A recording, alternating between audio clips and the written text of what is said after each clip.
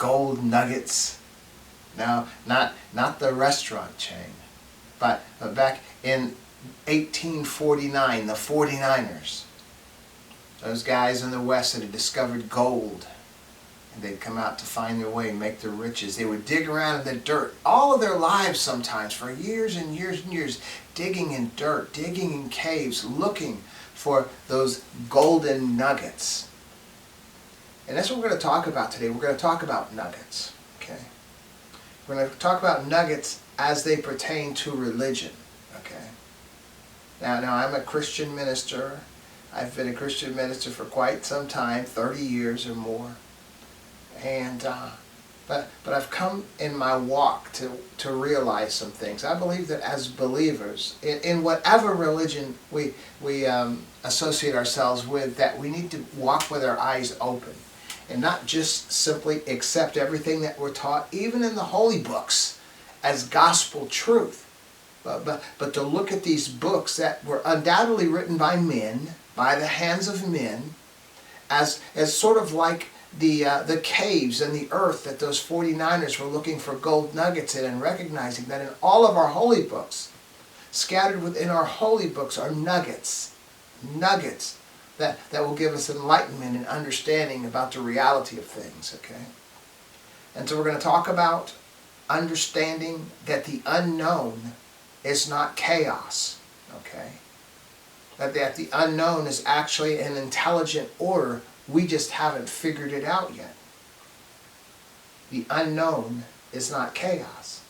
Now there was a time before we understood the stars and the planets, before we understood the storms on earth, and before we understood why plants grew, why people live and why people die.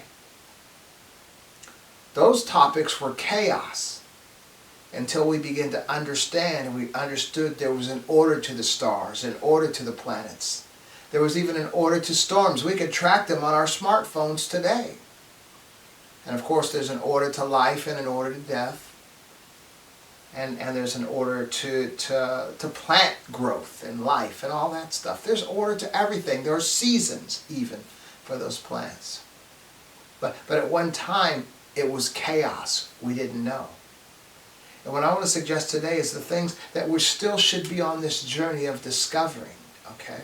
And recognizing those things that we just write off, especially as religious people, that we can't embrace because it's science, are the very foundations of who we are and what it is that we are to believe. And even as we look through our religious holy books, we'll find nuggets in there trying to give us hints that there is more to us, okay?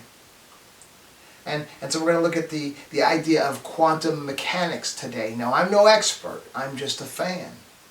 But I want to suggest is that there is a reality to the quantum physics thing that is a reality to us as human beings, as spiritual people. And when I talk about spiritual, I'm not talking about religious. I'm talking about spiritual, as we all spiritual, that animated part of us, the alive part of us, the part of us that communicates, the part of us that thinks. That's the spiritual part of us. And what's interesting is that's the real part of us, the alive part of us. When you're looking at someone in a casket, they're not alive, they're not there. The part of them that was there is gone, that animated part, that spiritual part. And so what's interesting is the spiritual part of every human being is invisible. You can't see it. So when the individual is dead, you see the body laying there. But you don't see that individual because the animation, the spirit part is gone. So what I really want us to focus on then today is that spirit part of us is invisible. You only see it as it inhabits this body and brings this body to life. But there is no visibility of the individuals who we actually are. And I'm going to say there's a relationship between us and the unknown.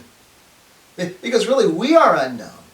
Because even that animated part of us, and we understand that part, we understand the life, we understand the death, but we really can't comprehend why. We can't comprehend why the spirit leaves, other than, well, the body is old, decrepit, or there's an accident or something and it gets crushed. But what about that invisible part of us? Where do we go?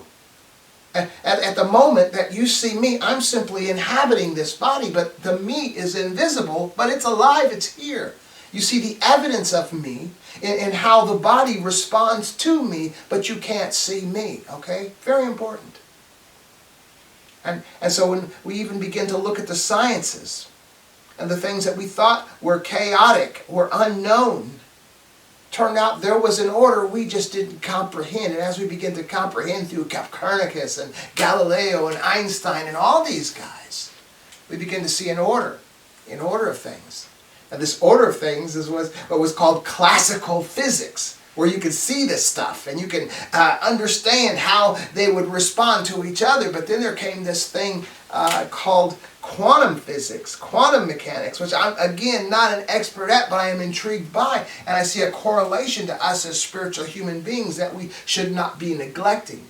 It's so easy for religious folks to sort of shy away and shun science. But what I'm suggesting is that science that we're shunning simply because we don't understand is a very real part of us.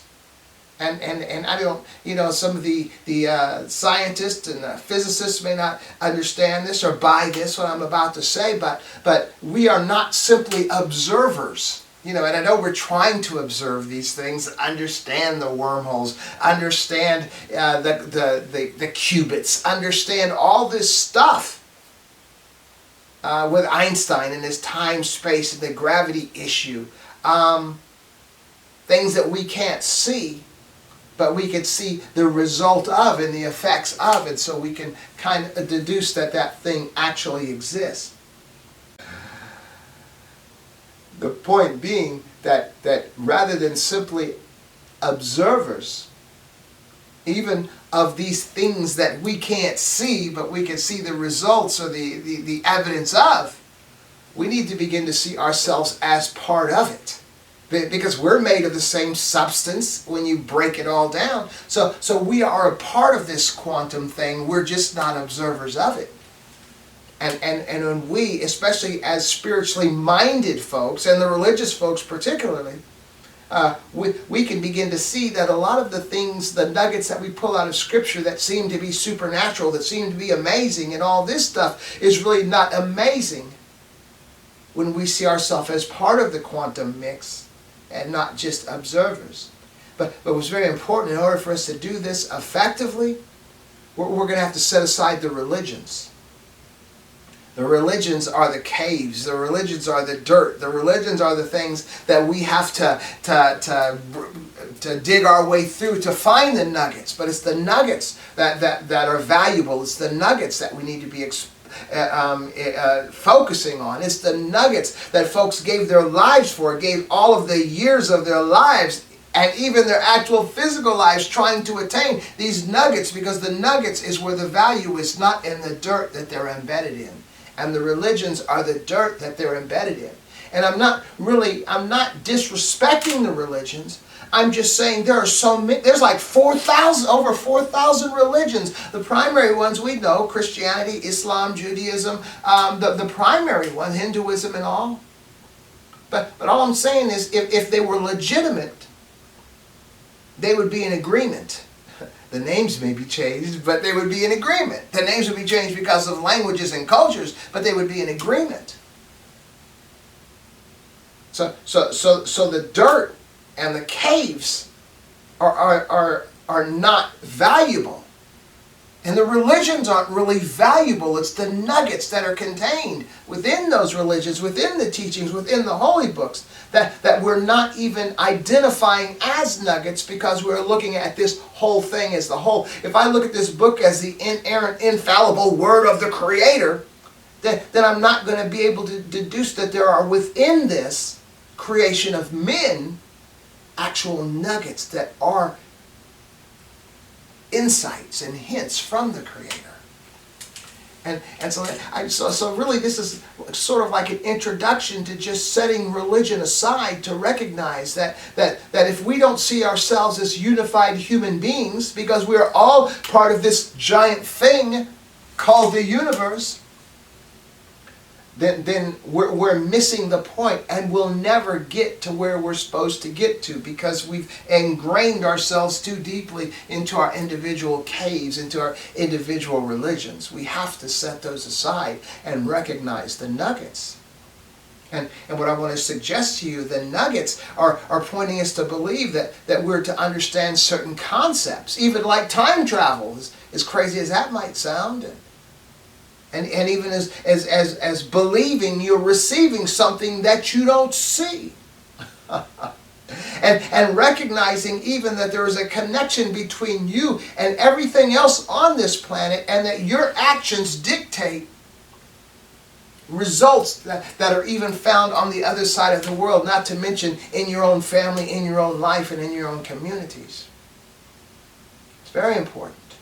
And so that what I want to share and suggest, sort of just for us to think about, or maybe 2 or 3 basic physics theories. Like there's a theory called the entanglement theory, okay, where it's believed that a particular thing here could determine or manipulate something that's way somewhere else, where you could pull a string here and it will tug there.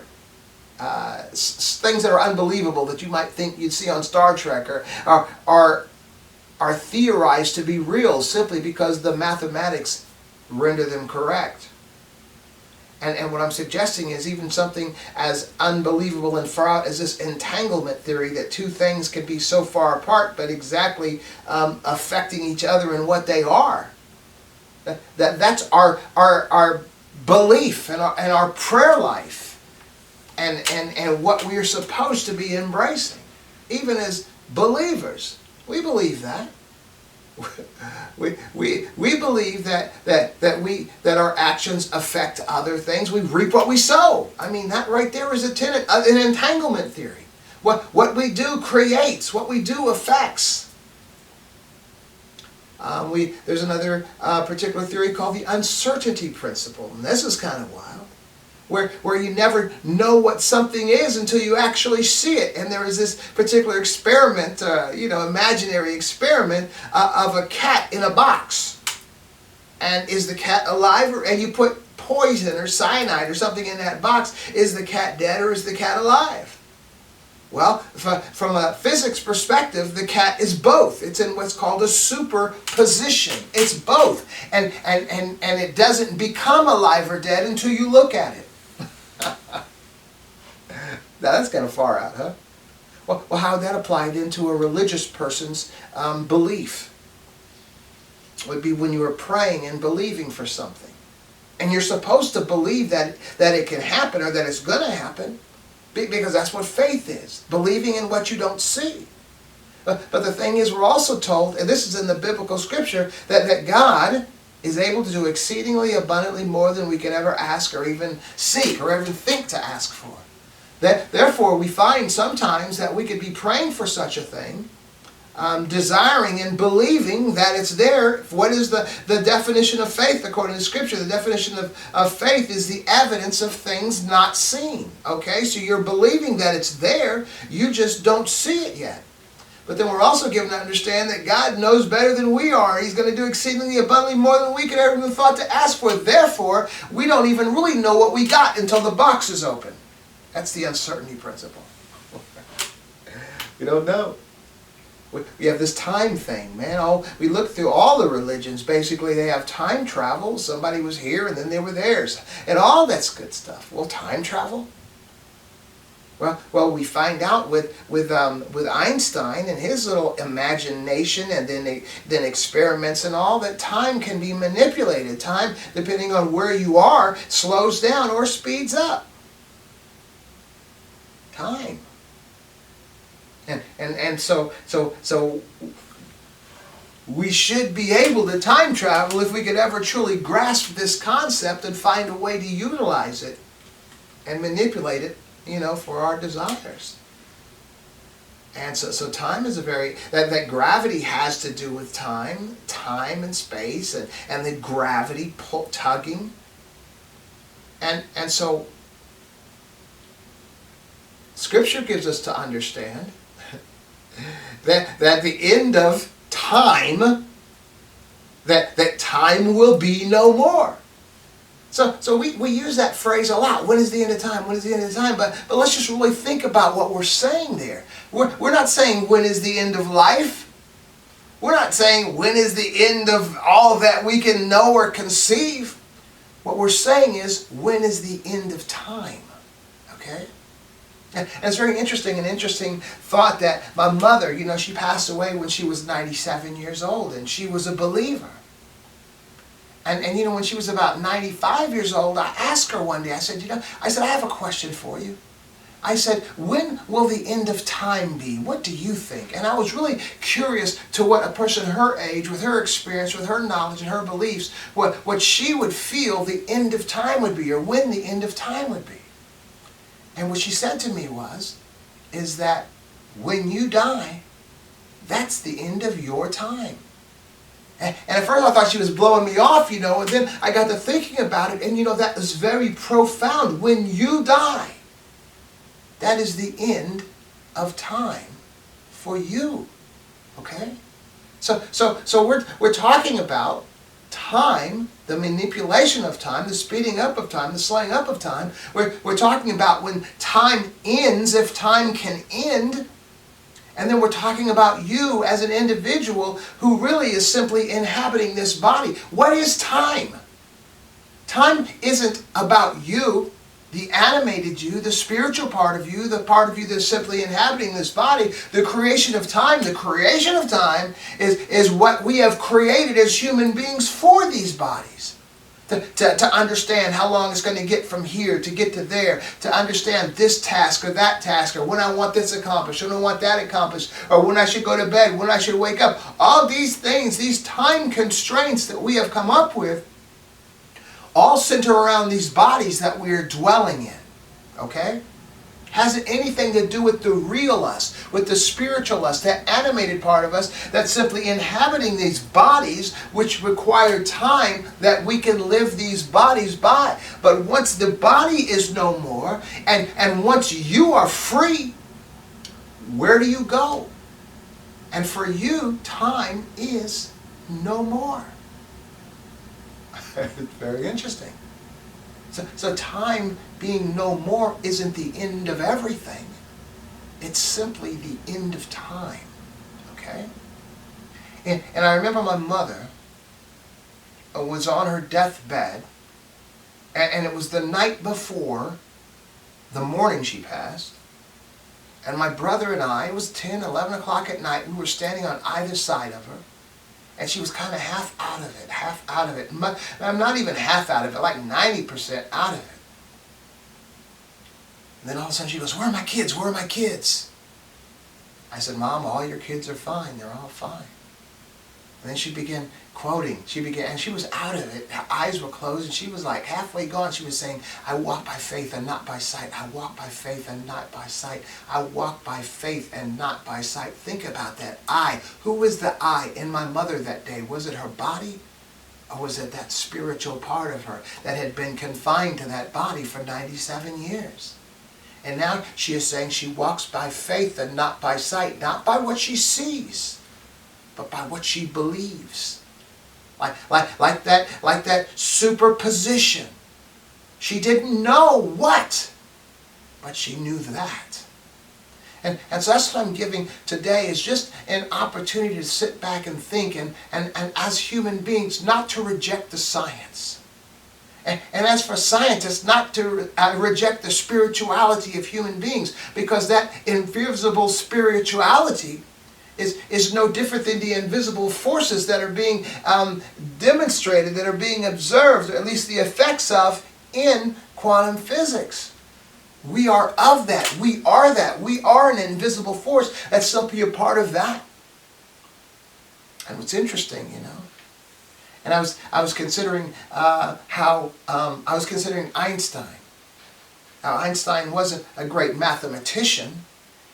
He would be contemplating things and thinking about things and coming up with these theories, and then have to find a mathematician to make sure the math matched what he was theorizing. Very interesting. He was more like a dreamer, a contemplator, an imaginer, a very powerful man. And so then I'm looking at some of these nuggets that we find in these holy books. And some of these nuggets that talk about time travel. Some of these nuggets that talk about believing what you don't see, but then not realizing what you actually have until you see it. Talking about how you reap what you sow and the relationship we have with one another. Even in Scripture giving us to understand not to return evil for evil, to understand that there was a response, there was a consequence to our actions, good and bad. So try to do good.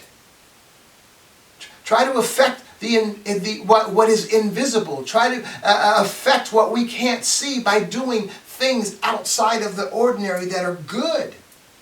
And what's interesting is that we, the invisible part, the animated part of us, that is invisible, that is simply occupying this temporal being to simply function, is being moved to use these bodies to do the right things, because there will be an effect that is positive or negative if we don't.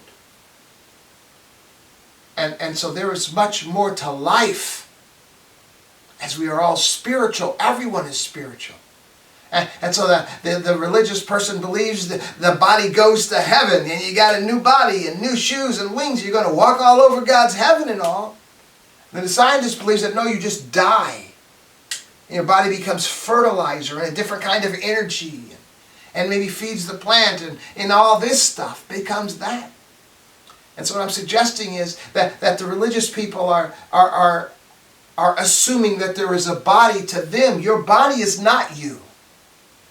You are the invisible, the animated part, simply occupying this, which is proof when you pass away and that body is still living there, but you're not there anymore.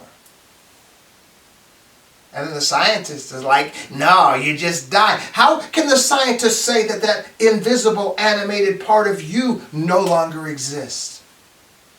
I believe both are missing it. We need to recognize that invisible part of us is part of this invisible continuum that we're looking at. This invisible universe with all of the invisible stuff inside that's having an effect. And I don't want to talk about wormholes and event horizons and black holes and all that, because nobody really knows. But it is very interesting. So this is where we're going to be. This is the third episode of 50. I'm going to do 50 of these episodes through this year. And what's interesting, I don't even know where they're going, because this is only the third one we're doing right here. We're just airing them as we go along, and I'm going to put them in book form, and maybe I'll start the book form after about 15 programs. I don't know how we're going to do that. I don't really know where this is going. All I know is this is very important. And to be clear, how I came into this thing, that I had been raised in church. The whole God, Pentecostal church, all that kind of stuff. And then I joined the military at 17 years old, and it wasn't long before I became an atheist, because it wasn't long before I realized how ridiculous the religions were that we had bought into. And one of the ridiculous aspects of the religion were that each one was saying all the other ones were going to hell, or whatever their rendition of hell was, and they were going to be, going to heaven. And that didn't make logical sense to me. That these guys just figured out that their little group is going to be okay, and every group figured that way. So I was an atheist for like 10 years, and just living a life, a young man. I was a military guy, and then I was a civilian in the corporate world. I was just living the life of just an atheist, party life, good life, just doing the stuff guys do. And then I was 28 years old, and one night I couldn't sleep. And that night, I realized that there was deity, what I call deity.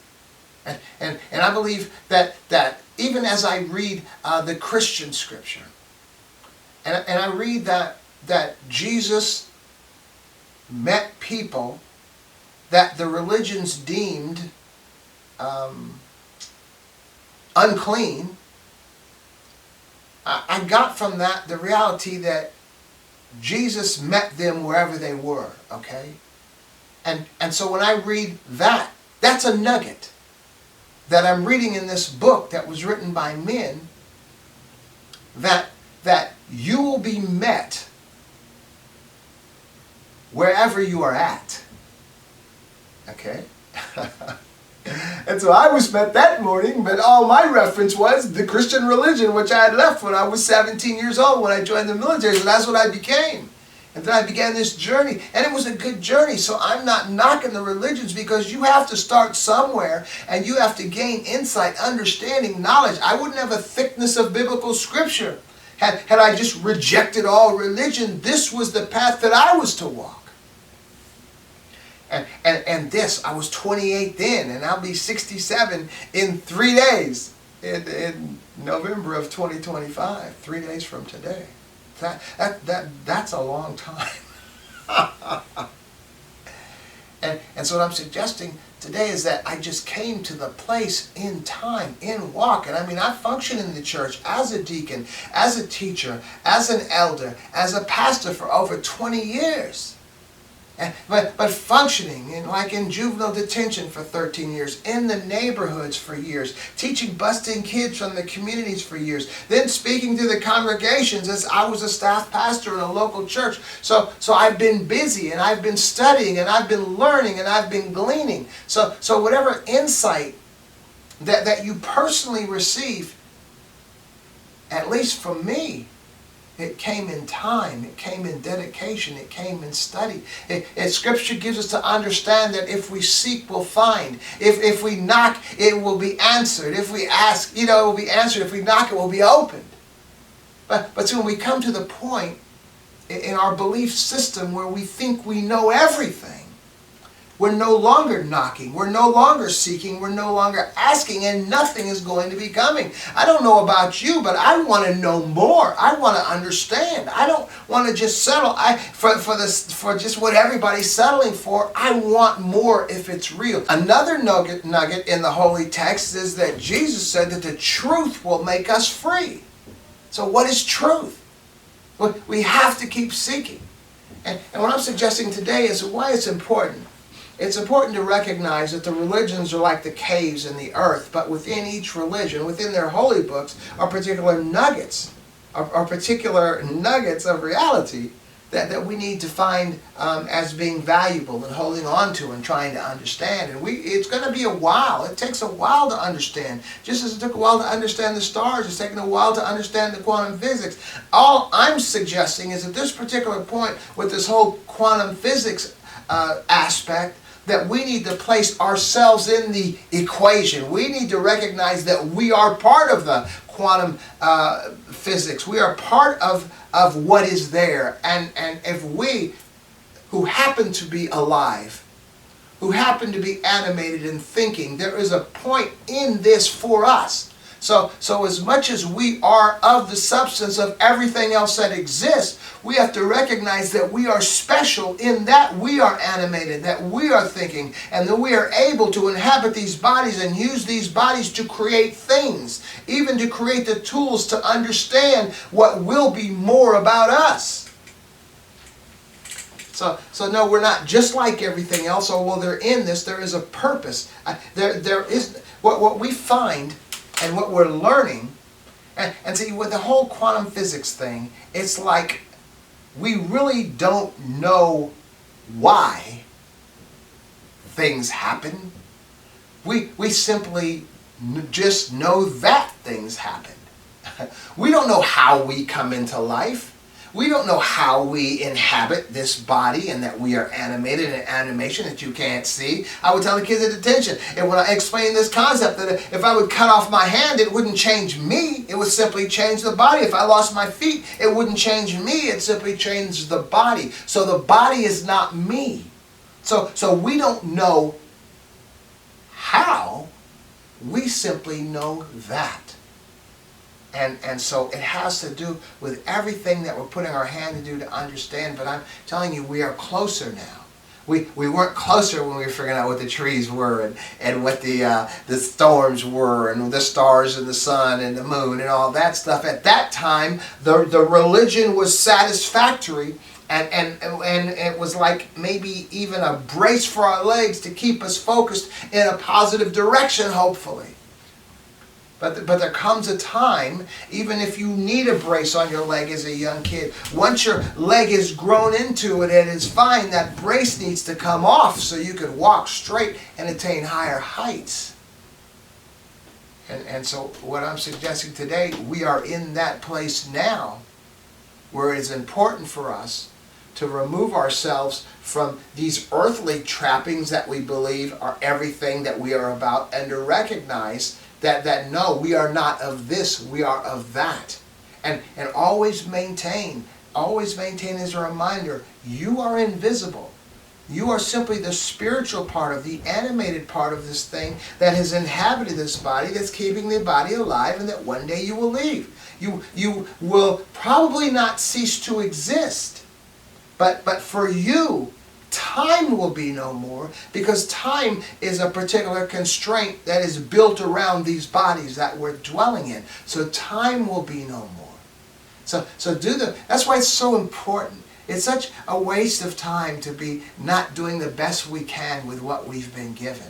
And not to live as long as we can. And I mean quality of life. That's why, if you follow me, I believe we should be eating right, and we should be exercising, doing all the things that we know we're supposed to do to keep ourselves healthy and to keep ourselves around a while. Because it's that individual, here we go, animated part of us that's given responsibility for this thing that we're dwelling in. Yet not understanding or comprehend, first of all, the connection that we have with everybody else on this planet, and how important that we each are as individuals. We don't take care of ourselves like we should. It's like you're in a vehicle. Say you're in a rowboat, a big rowboat, and everybody has their own oar, and in order to get to a particular destination, we all have to be rowing in sequence. But we don't recognize the relationship we have with everybody else on this boat, and we're just going off, maybe rolling backwards or going the other way, or just not even rowing at all sometimes, rowing when we want to. We are one unit, and we are going in one direction. And we need to recognize the relationship that we all have with each other, and we don't. And what I'm suggesting is, although the religions, the braces may have been good for a time, if you don't take that brace off and your leg is getting big and you're growing up, it's going to become a detriment to the function of that leg. And I'm just suggesting that as important as the religions were, up to a certain point, there comes a point where we have to begin seeing the science and seeing the relationship that science has to us that the religion was pointing toward. Okay? There is no order, there is no chaos in the unknown. There is actually intelligent order in the unknown. We just haven't discovered it yet.